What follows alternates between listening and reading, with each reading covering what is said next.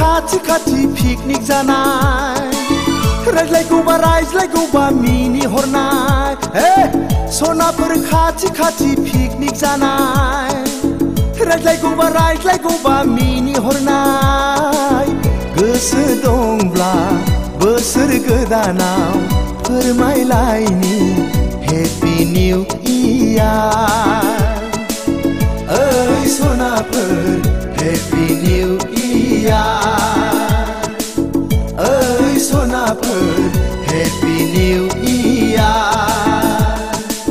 सनाफोर खाथि खाथि पिकनिक जानाय